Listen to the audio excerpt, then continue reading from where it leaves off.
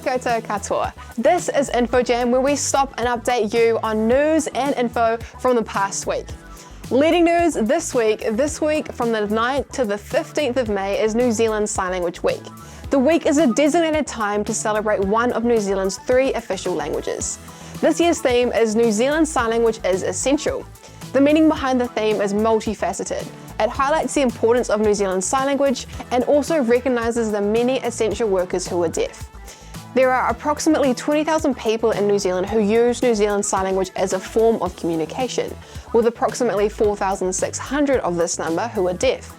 The New Zealand Minister of Disability Issues shared, while this week is New Zealand Sign Language Week, every week we must take steps towards improving accessibility, raising awareness, and building inclusivity for the deaf community. In world news, Sir David Attenborough has been named a Champion of the Earth by the UN's Environment Programme. The award recognises the 95-year-old's commitment to the natural world and climate change. After accepting the award, Sir David said the world must take action now to protect nature and the planet. His celebrated documentaries include The Green Planet and A Plastic Ocean. Sir David said that the environmental success stories should give us hope that change is possible. We know what the problems are and we know how to solve them. All we lack is unified action. UNEP Executive Director Inga Anderson said that the UN chose to recognise Sir David because of his devotion to broadcasting the natural world.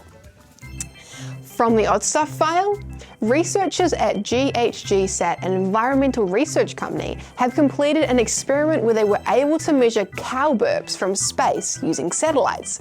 The pictures were taken in the Joaquin Valley in California in the US during February. When cows burp or fart, they release a gas called methane, which is a big contributor to global warming and climate change.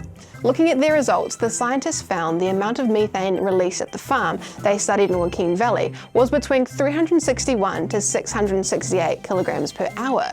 If this carried on for a year, enough gas would be released to power just over 15,000 homes.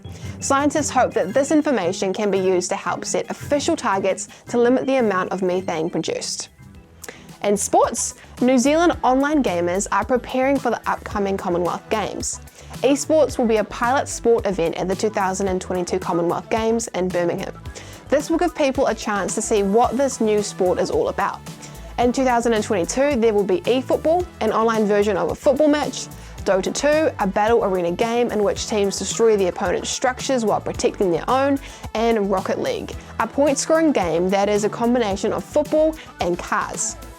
There will be an open category and a women's category for each title at the Commonwealth Esports Championships. Esports officials have plans for the sport to become a full medal discipline at the 2026 Commonwealth Games. Our pop culture topic this week is a live-action Barbie movie.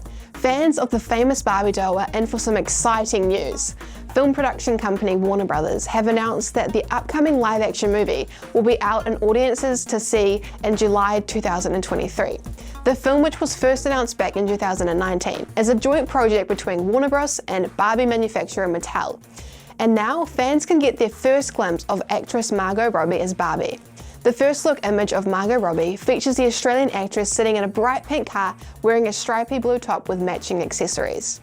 The first Barbie doll was introduced to the world at the New York Toy Fair more than 60 years ago. Since then, the character has become a household name, appearing in TV shows and animated films, including the Toy Story movies. Finally, the value of the week this week is collaboration. To collaborate means to work jointly on an activity or project. There are times when we can feel frustrated when we can't achieve everything we want to. In these times, it's helpful to collaborate with others. When you can't accomplish something alone, find others you can collaborate with. A few ways to collaborate are to know your project, identify the need, and lastly, find others to collaborate with. A helpful way to remember the value of collaboration is the catchphrase, which in New Zealand Sign Language is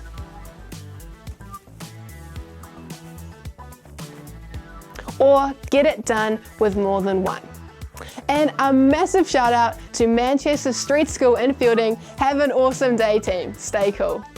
Well, that's it for this week's InfoJam. If you want to know more about these stories and others like them, make sure you have a look around kiwikidsnews.co.nz and remember to tune in next week for our next InfoJam. Ka kite anō.